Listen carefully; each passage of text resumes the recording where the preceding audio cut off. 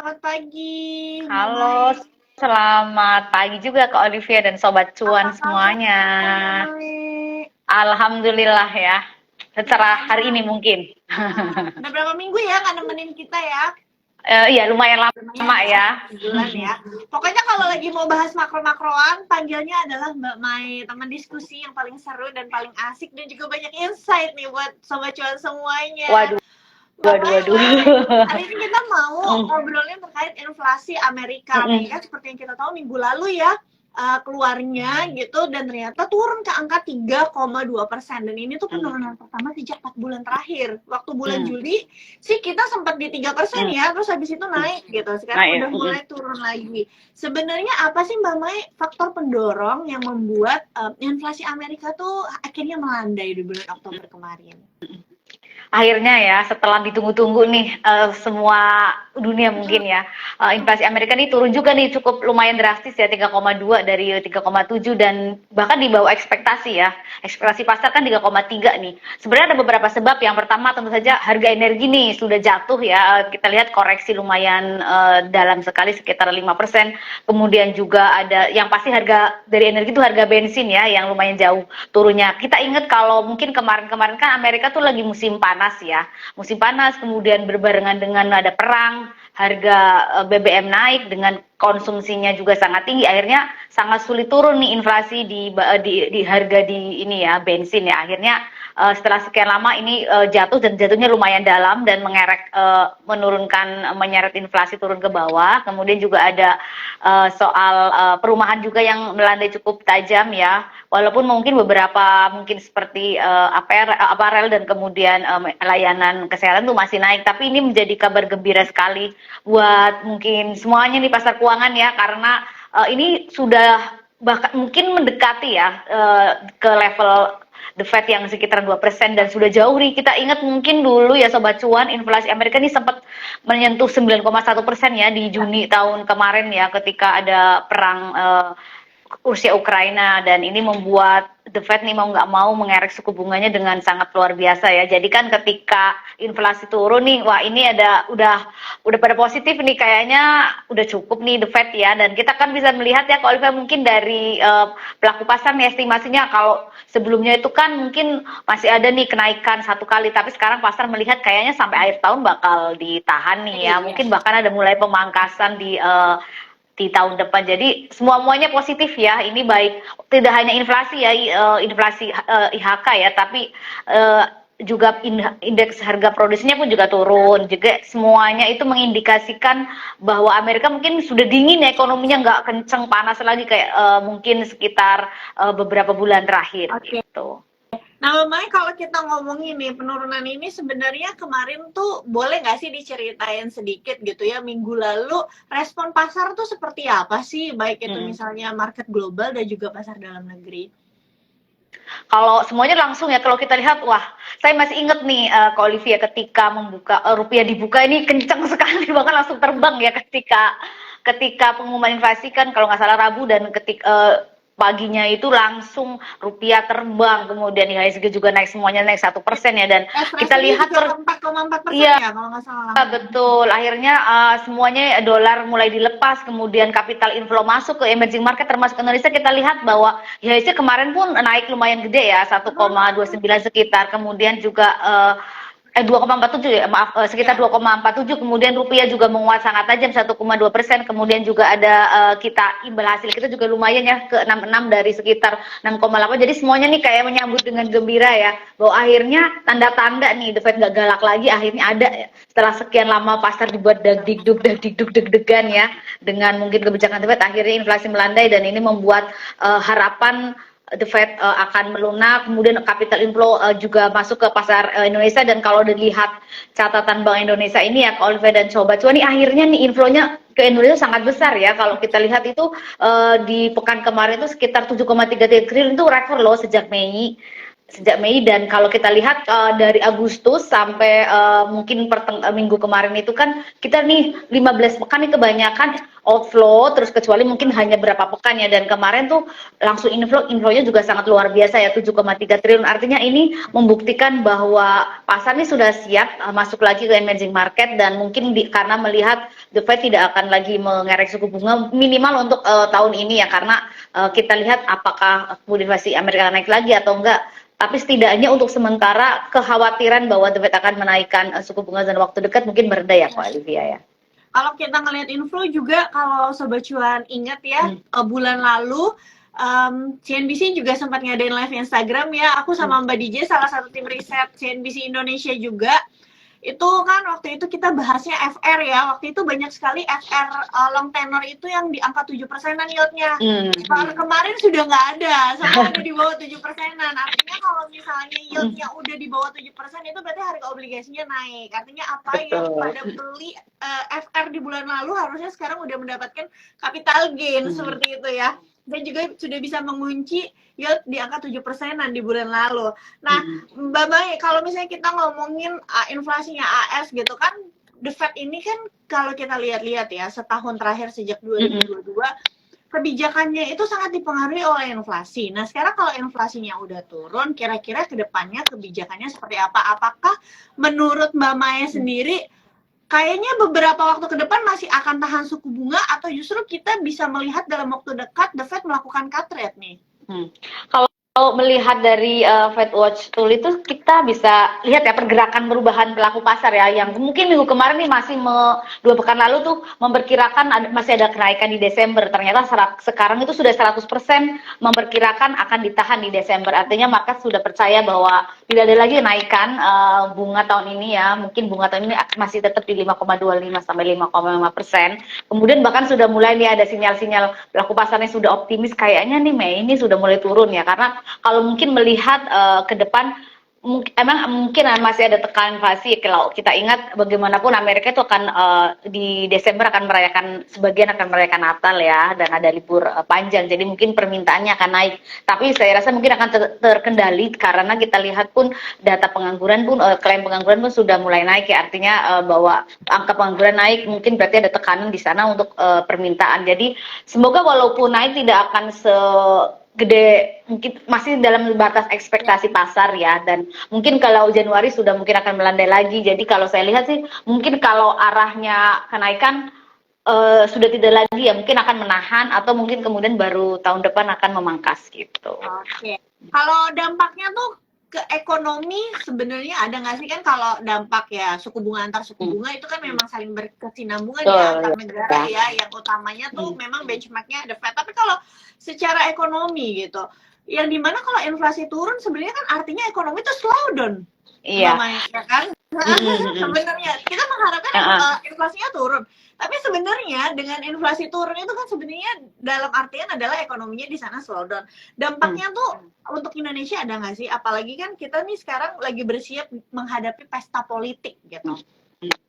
Kalau kita lihat tentu saja yang pertama pasti pasar keuangan semua udah tahu ya, kalau The Fed melunak kemudian inflasi melandai pasti seperti pesta pora ya.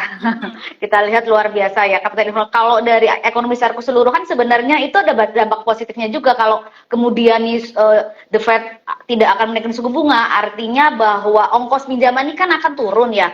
Dan diharapkan ini dampaknya ke seluruh dunia juga akan berdampak positif ketika ongkos pinjaman turun, kemudian juga permintaan dan investasi akan naik ya, karena teknologi itu kan kalau ongkos pinjamannya akan sangat berat sekali, dan ini akan meringankan beban perusahaan gitu ya. Halo? Iya, tadi sempat terputus Mbak Mai. Oke.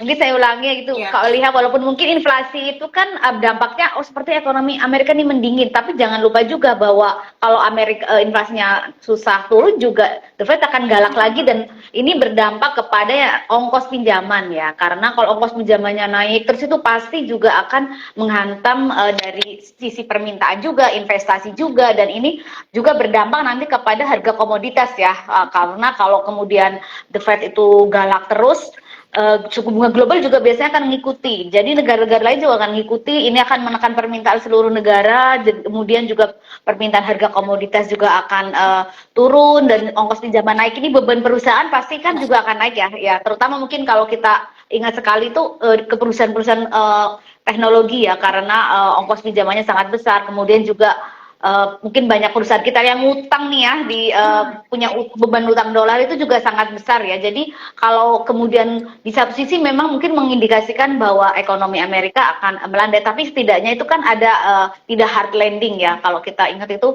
mungkin kalau terus ditekan itu Amerika juga, takutnya kan resesi ini jauh lebih berbahaya dibandingkan mungkin kalau tahap yang sekarang ya itu. Jadi kalau saya lihatnya pasti dampaknya akan jauh lebih positif untuk saat ini karena bagaimanapun Amerika kalau ekonominya terlalu panas, terlalu kencang, dampaknya juga tidak baik juga untuk ekonomi negara lain dalam bentuk kenaikan mungkin suku bunga dan ongkos pinjaman, semuanya jadi dampaknya luar biasa kemana-mana ya menyeret-nyeretnya gitu. Kalau lihat rupiahnya nih sekarang udah cukup menjauh dari angka 16.000. Terkait imported inflation-nya seperti apa Mbak Maya melihatnya? Tentu saja ya, kalau ingat mungkin kita tuh banyak sekali impor, apalagi ini mau akhir tahun ya. Impor beras, impor minyak ini ya, luar biasa ini ya. Dan alhamdulillah rupiah menguat dan kita kan ingat kalau mau akhir tahun nih biasanya banyak sekali ya produsen-produsen yang mau impor nih, dari impor barang modal, impor mungkin barang konsumsi, impor mungkin yang kita mungkin kayak seperti buah-buahan, kemudian juga BBM, kita juga masih banyak banget impor kedelai. Jadi memang ini pasti akan menurunkan imported inflation dan beban perusahaan dalam negeri ya, terutama mungkin kalau yang impor-impor gandum mungkin ya kayak seperti Indofood itu kan pasti berdampak besar kalau kemudian rupiahnya melemah ya. Dan juga mungkin perusahaan farmasi, perusahaan mungkin plastik itu yang kalau rupiahnya menguat setidaknya itu tidak terbebani terlalu besar gitu Kak Olivia. Oke, ini hari Rabu Mbak Maya kita kan mau ada RDG lagi ya. Betul. RDG BI, Mbak Maya melihatnya seperti apa nih? Kan soalnya waktu bulan lalu, waktu BI tiba-tiba naikin suku bunga ke 6%, sebelum pengumuman sebenarnya dari pagi tuh market udah turunnya cukup lumayan ya. Cuma kan masih ada yang belum tahu tuh kira-kira waktu itu penurunannya gimana. Ternyata karena tiba-tiba di sore hari Bank Indonesia naikin suku bunga ke 6%. Nah, kalau Mbak Maya melihatnya hari Rabu akankah ada kejutan lagi dari Pak Peri atau seperti apa nih? Kalau mungkin kalau melihat mayoritas pelaku pasar sih melihatnya masih hold ya kalau berdasarkan konsensus yang kita lihat terakhir. Walaupun masih ada nih beberapa yang memperkirakan kayaknya naik deh karena mungkin masih melihat rupiahnya nih belum aman gitu ya. Walaupun sebenarnya kan kita capital inflow-nya sudah naik dan mungkin kalau The Fed tidak menaikkan suku bunga kan selisih bunganya antara BI dan The Fed juga akan terjaga ya. Tapi mungkin ada kekhawatiran di sana. Jadi ada yang masih memperkirakan akan naik lagi 25 basis point jadi 6,25 tapi mayoritas akan ditahan ya. Kalau saya melihatnya mungkin akan ditahan dulu karena mungkin BI akan melihat dampak dari kenaikan kemarin dan juga The Fed ke depan ya. Kalau kita lihat kan sebenarnya inflasi ini sudah melandai, menjadi semoga nih ada ruang bagi BI untuk menahan suku bunga ke depan gitu Pak Olivi. Oke, Mbak Maya boleh dong update sedikit terakhir rupiah dolar kita di berapa ya? Kalau penutupan kemarin di 15.490 ya, artinya udah lumayan menguat 1,29% sih di satu pekan ya. Tapi dan ini kalau melihat seperti ini Mbak Maya melihatnya kalau mau resilient sebenarnya rupiahnya harus ada di level berapa sih? Kalau saya lihat sebenarnya kan rupiah ini yang dikhawatirkan karena naik turunnya terlalu volatile ya. Kalau kita ingat turunnya dalam banget, kemudian ketika inflasi melandai itu langsung dalam sehari dalam begitu dibuka udah 1,23%. Padahal yang diinginkan pelaku usaha, diinginkan semua orang itu adalah volatilitasnya jangan terlalu naik turun terlalu jauh ya. Kalau mungkin di sekitar 15.400 tapi jangan naik turunnya terlalu mungkin 1% kemudian turun lagi 0,7 sebenarnya itu nggak bagus ya karena orang tuh jadi susah ngitungnya ini gimana ya rupiah ya ini nanti saya bisnis plan-nya ke depan seperti apa gitu. Kalau saya lihat mungkin akan bergerak di sekitar 15 masih di 15.400 ya, walaupun nanti kita ingat juga nih hari selain ada pengumuman BI juga hari Rabu ada soal risalah FOMC meeting akan keluar ya, jadi mungkin akan lebih dilihat lagi arahnya kemana sih gitu The Fed sih. Oke. Mbak Mai, kalau ngomongin inflasinya Amerika yang udah melandai kan kita bulan Juni atau Juli juga udah sempat ngeliat ya inflasinya Amerika tuh ke angka 3%. Tapi kan after itu dia naik lagi tuh ke Betul. 3%. Nah yang sekarang 3,2%, Mbak Mai melihatnya ada potensi nggak naik lagi nih? Apalagi akhir tahun tuh biasanya menjelang orang pada liburan gitu kan? Ya betul ya. Kalau mungkin ada naik tapi ya itu seperti saya bilang ya, asalkan sesuai ekspektasi pasar nih, kan juga semua orang juga tahu ya kalau Desember inflasi Amerika mungkin akan naik, kayak kalau kita juga sudah tahu ya, walaupun Lebaran itu pasti inflasi akan tinggi, akan naik, itu hal yang wajar, artinya sudah diekspektasikan oleh pelaku pasar. Yang khawatir kan kalau bergerak di luar ekspektasi pasar ya, artinya bahwa wah ini kok agak mengkhawatirkan kalau melihatnya masih dalam taraf naik tapi naik sesuai ekspektasi pasar. Saya lihat sih itu normal-normal aja ya gitu. Karena bagaimanapun kita juga ingat ya, pasti kalau di Desember itu permintaan akan barang di Amerika akan naik karena ada yaitu Natal. Lebih banyak kan? Betul. Perjalanannya juga mungkin akan besar, permintaan belum lagi mungkin airline, kemudian hotel, dan barang-barang mungkin yang terkait perayaan Natal juga akan naik gitu. Oke. Oke, terakhir nih Mbak Mai, kita ngomongnya sekarang instrumen-instrumen investasi. Kalau kita tahu yang namanya di XY atau US dollar, kalau melemah itu berarti kan lawannya dari gold gitu. Bergeraknya keterbalikan. Dolarnya naik, goldnya turun. Dolarnya turun, goldnya naik. Nah, Mbak Maya melihatnya sekarang kan ketika inflasinya sudah turun dan The Fed juga waktu itu tahan suku bunga, DXY-nya ini melemah. Mbak Maya melihatnya apakah masih ada opportunity apabila Sobat Cuan misalnya baru mau berinvestasi logam mulia gitu ya, untuk kedepannya, atau sebenarnya sekarang sudah di area-area batas resistance gitu. Sekarang udah 1.900-an US per troy gitu ya. Nah ini yang menarik ya, banyak yang bilang nih emas nih bentar lagi mau tembus 2000 loh gitu. Karena kalau kita lihat sebenarnya ya itu ya, karena emas itu kan berlawanan dengan dolar ya. Ketika kemudian The Fed melunak nih, ada kesempatan nih emas untuk rally. Kemarin kalau kita ingat pekan lalu itu kan sangat kencang sekali ya, dan ada kemungkinan juga kalau nanti The Fed mungkin sudah akan memangkas, karena banyak orang memperkirakan bahwa ini kalau sudah The Fed memangkas udah deh emas kayak lari kan, bakal lari tidak terkendali ya. Mungkin nanti kita emas sedang mengintip-ngintip nih di 2000 kapan ya. Jadi kalau saya rasa mungkin emas justru ke depan akan naik. Kalau mau masih beli di sekarang masih ada potensi ya, lumayan lah ya, mungkin untung tipis-tipis walaupun mungkin sekarang harganya sudah tinggi, tapi untuk kedepannya masih ada berpeluang untuk naik gitu. Oke. Kalau obligasi Mbak Maya, FR nih, kita lihat ya, FR kan karena memang tradable ya, walaupun sekarang udah nggak ada yang di angka 7%-an, yieldnya Mbak Maya melihatnya apakah masih menarik? Karena kan kita belum di era pemotongan suku bunga nih, baru akan nih. Mbak Maya melihatnya seperti apa? Kalau mungkin kalau ngelihat kayak capital gain-nya ya, mungkin kalau lihat dari kemarin kan mungkin akan kurang menarik ya, karena kemarin kita bahwa menarik sekali, tapi kan kalau dengan pemangkasan suku bunga harganya juga akan naik ya, artinya bahwa ada harapan ini yield-nya juga akan turun, artinya harganya menarik gitu ya. Dan mungkin kalau sekarang masih ada nih harapan-harapan yang mau beli sekarang daripada nanti terlalu terlambat ya Kak Olivia ya. Mending mungkin kalau sekarang, karena ini tergantung lagi nih, kalau BI mungkin akan naikin, masih ada naikin suku bunga nih, biasanya kan kalau retail ya akan menyesuaikan dengan suku bunga BI. Kalau suku bunga BI-nya naik, retailnya kan juga akan naik ya, dan masih bisa lah mungkin ngintip-ngintip untuk yang sekarang, walaupun mungkin udah agak ketinggalan kalau nyari capital gain ya kalau Olivia, dibandingkan mungkin iya yang 7% gitu.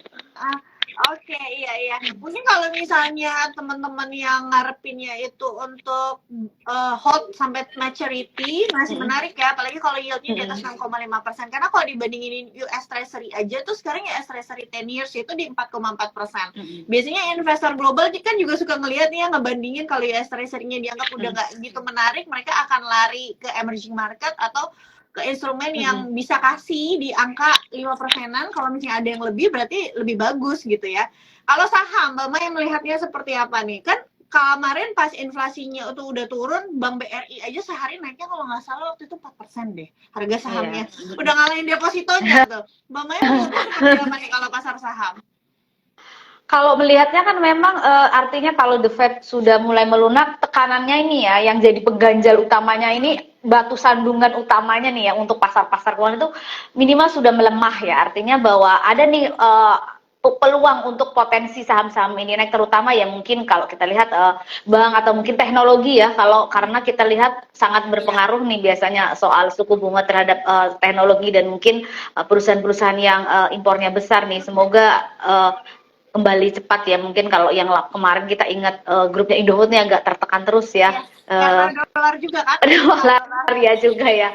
Mungkin bisa akan membaik, kemudian juga elektronik, kemudian juga otomotif. Jangan lupa juga ya, mungkin ada saham-saham yang ketika suku bunganya Amerika itu turun, kemudian di Indonesia itu juga suku bunganya rendah. Properti juga ini ya, kemudian kan properti juga menarik karena wah ini kalau suku bunganya nggak naik lagi itu kan pasti permintaan diharapkan orang akan naik lagi itu. Ya ibaratnya kemarin wait and see gitu kan, lihat-lihat Iya betul. Ini udah mulai terkendali, mungkin orang akan lebih berani lagi untuk ambil properti. Oke.